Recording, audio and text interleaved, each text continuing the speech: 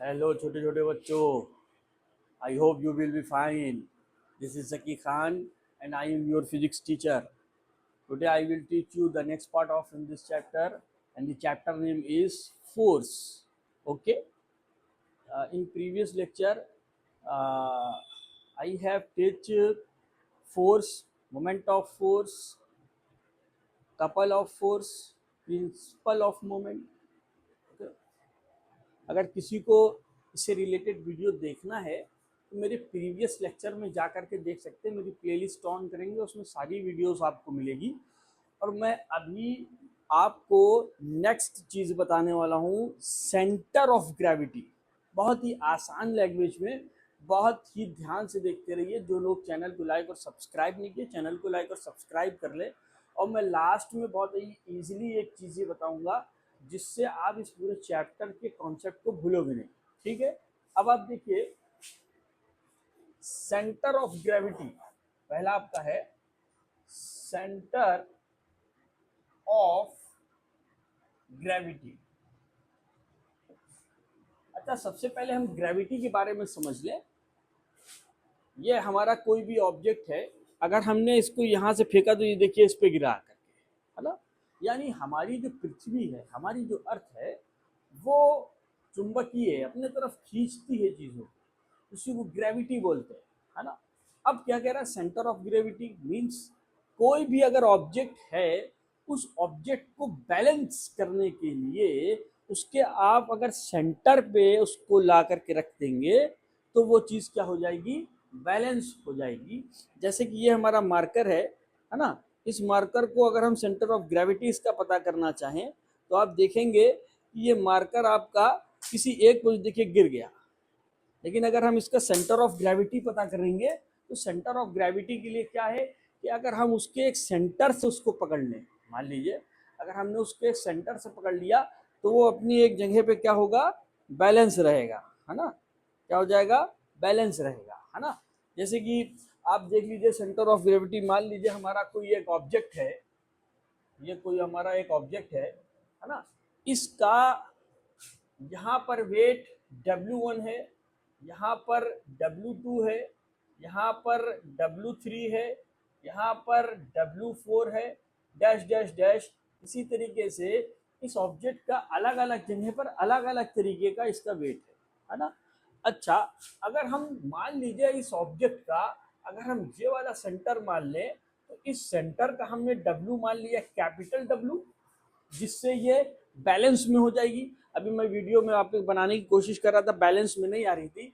Means आप ये समझिए कि कोई भी अगर ऑब्जेक्ट है, अगर उसको हमने सेंटर से पकड़ लिया तो वो चीज़ आपकी बैलेंस में आ जाएगी. मान लीजिए कोई एक रॉड है, उस रॉड को अगर हमने उसके सेंटर से पकड़ लिया तो वो बैलेंस पे रहेगी. दूसरी बात, जैसे कोई इंसान है, उसका जो सेंटर ऑफ ग्रेविटी होता है वो नाभि होता है, स्टोमक के पास जो होता है नाभि, वहां से अगर आप उसको पकड़ लेंगे तो पूरी बॉडी उसकी क्या हो जाती है कि आपके काबू में आ जाती है ना. ठीक है. तो हमने यहाँ पर एक देखिए ऑब्जेक्ट बनाया. एक बनाने के बाद इसका ये वाला W1 वेट है, ये W2 है, ये W3 है, ये W4 है, ये वाला वेट आपका W है. तो टोटल वेट अगर हम जोड़ दें तो W is equal to W1 plus W2 plus W3 plus W4 dash dash dash WN, यानी n टाइम्स ऑफ वेट हो सकता है ना. तो उसकी जो सेंटर ऑफ ग्रेविटी अगर हम पता करें तो W is equal to W1 plus W2 plus W3 plus W4 dash dash dash WN. यानी पता चला कि किसी भी ऑब्जेक्ट का अगर सेंटर ऑफ ग्रेविटी आपको पता करना है तो उसके सेंटर, जरूरी नहीं कि सेंटर से ही वो चीज़ बैलेंस में आए, वो कहीं भी पास से बैलेंस में आ सकती है. हो सकता है कि ये वाला पार्ट उसका कुछ ज़्यादा भारी हो, लेकिन सॉरी ये वाला पार्ट देखने में बड़ा हो लेकिन वो हल्का हो, इधर वाला पार्ट उसी ऑब्जेक्ट का भारी हो. तो अगर उसके सेंटर पे अगर हम आप आएंगे तो भागने लग जाएगा. तो हमको धीरे धीरे चेक करना पड़ेगा वो कि कहाँ पर बैलेंस में आ रहा है. ठीक है. अच्छा, अब एक दूसरा एग्जाम्पल बनाते हैं. मान लीजिए कोई सर्कल है ना. सर्कल का ये सेंटर है ना. तो इस सर्कल को अगर हम एक सर्कुलर रिंग बना दें. अच्छा, एक बात समझ लीजिए कि किसी भी ऑब्जेक्ट का उसकी बॉडी के ऊपर ही सेंटर ऑफ ग्रेविटी नहीं होता. जैसे कि मान लीजिए ये सर्कुलर रिंग है, सर्कुलर रिंग, जैसे कि ये हमने रिंग पहन रखी है, ये देखिए आर पार है, तो सर्कुलर रिंग बोलेंगे। इसका जो सेंटर ऑफ ग्रेविटी होगा वो बीच में यहाँ पर होगा, यानी इस बॉडी के ऊपर नहीं, बॉडी के ऊपर, इनसाइड, आउटसाइड द बॉडी है, बॉडी के अंदर तो है ही नहीं। तो इसका सर्कुलर रिंग अगर हम बनाए, यहाँ पे मैं लिख देता हूँ, तो सर्कुलर रिंग का सेंटर ऑफ ग्रेविटी आपका क्या होगा, कहीं यहीं पर होगा, है ना। अच्छा, अगर हम कोई स्क्वायर बना ले, इसका सेंटर क्या होगा, तो इस कॉर्नर से और इस कॉर्नर से हम पॉइंट ला करके मिला देंगे, ये वाला जो पॉइंट होगा वो सेंटर ऑफ ग्रेविटी हो जाएगा, है ना। और अनदर एग्जांपल, ये आपका स्क्वायर है ना। अनदर एग्जांपल, अगर हम कोई रॉड बना लेंगे, उस रॉड का सेंटर ऑफ ग्रेविटी मान लीजिए यहाँ पर होगा, है ना। अगर ये एल लेंथ का रॉड है, एल लेंथ का आपका रॉड है, तो यहाँ से पूरी ये वाली लेंथ L/2 और ये वाली भी लेंथ L/2, तो इसका सेंटर ऑफ ग्रेविटी कहाँ पर होगा, बीच में होगा। यानी हमको ये पता चल रहा है कि जरूरी नहीं है कि उस ऑब्जेक्ट का जो सेंटर है उसी बॉडी पर हो, बॉडी के अंदर बाहर, यहाँ पर देख सकते हैं, यहाँ पे हो सकता है, यहाँ पे हो सकता है, यहाँ पर हो सकता है, ठीक है। इसको नोट करिए। तो फिर इस चैप्टर का नेक्स्ट टॉपिक हम देखते हैं। इसका नेक्स्ट टॉपिक है सेंटर ऑफ ग्रेविटी के बाद यूनिफॉर्म सर्कुलर मोशन, है ना। इसको नोट कर लीजिए, तो फिर मैं आगे चलता हूँ।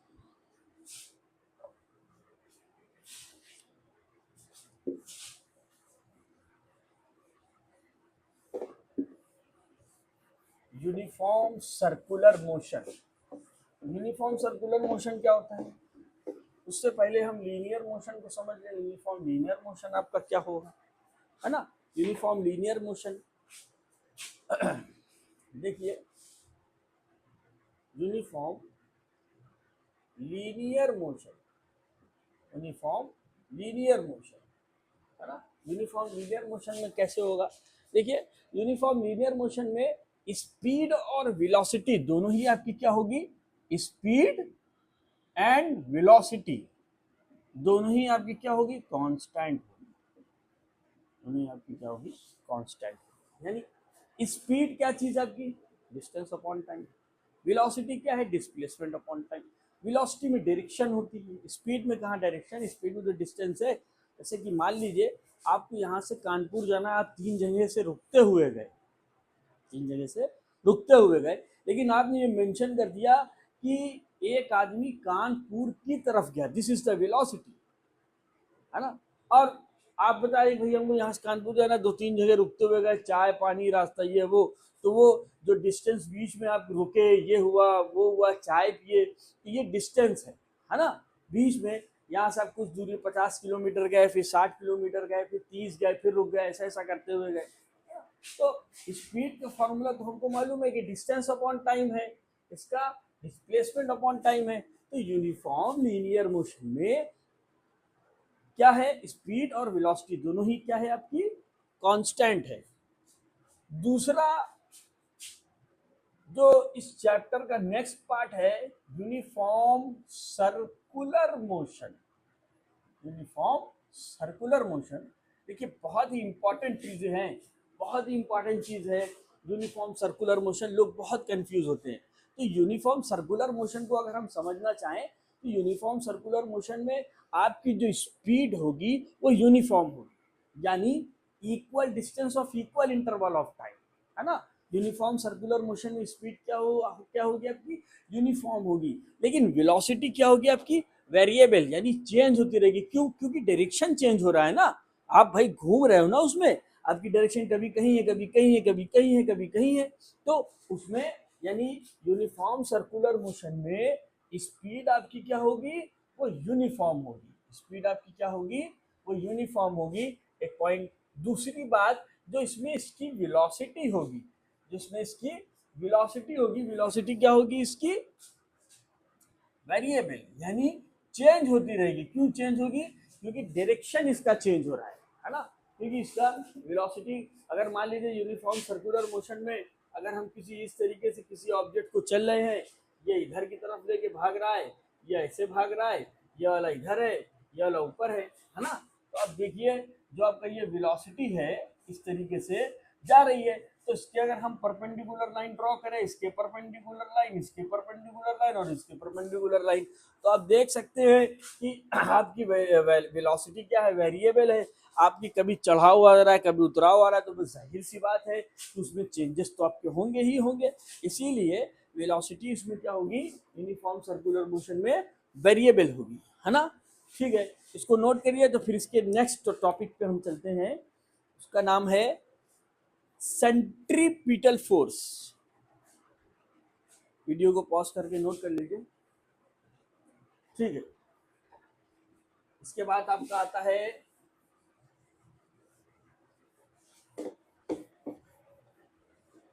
Centripetal force. भाई सेंट्रीपिटल फोर्स क्या चीज है? भाई देखो भैया, कपड़े का इस्तेमाल करना पड़ेगा। देख रहे हो बोट काला हो जा रहा तो आदमी करे क्या भाई, मीटर पे करेगा, है ना।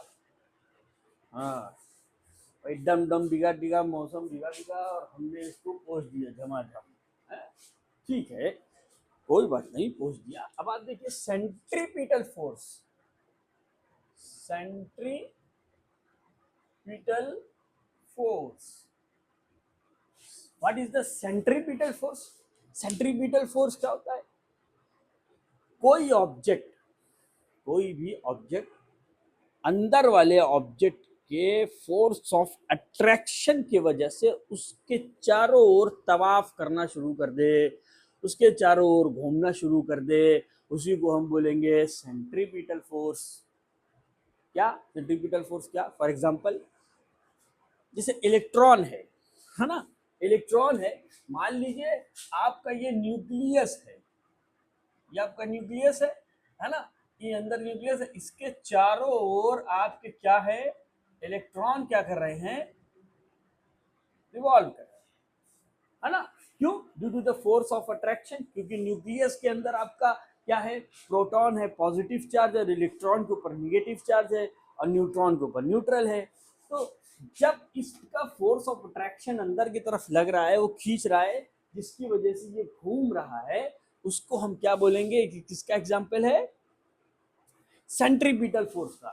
सेंट्रीपिटल फोर्स का दूसरा एग्जांपल देख सकते हैं कि all the planets are revolve around its sun, या अराउंड द सन, सन के चारों ओर सारे प्लैनेट चक्कर लगा रहे हैं। जैसे कि जिस पृथ्वी पे हम लोग रहते हैं उसका नाम है अर्थ, है ना। Venus, Mars, Jupiter, Saturn, Uranus, Neptune and Pluto, जितने भी आपके ग्रह हैं वो हम लोग इतने नाम रख दिए, जानते पता नहीं कितने millions of galaxies, billions of galaxies है, मल्टीवर्स है वो लोग। अच्छा, तो हमारे सूरज की बात हो रही थी, तो उस सूरज के चारों ओर जो लोग तवाफ कर रहे हैं, वही प्लैनेट तवाफ कर रहे हैं। लोग क्या मतलब कहाँ भूत शैतान थोड़ी आ जाएंगे उसमें, है ना। तो उसके जो चारों ओर तवाफ कर रहे हैं, घूम रहे हैं, रोटेट कर रहे हैं, तो उसी को हम क्या एग्जांपल बोलेंगे, सेंट्रीपिटल फोर्स, ठीक है। जो अंदर की तरफ फोर्स आपका लग रहा है, that is called a centripetal force, ठीक है।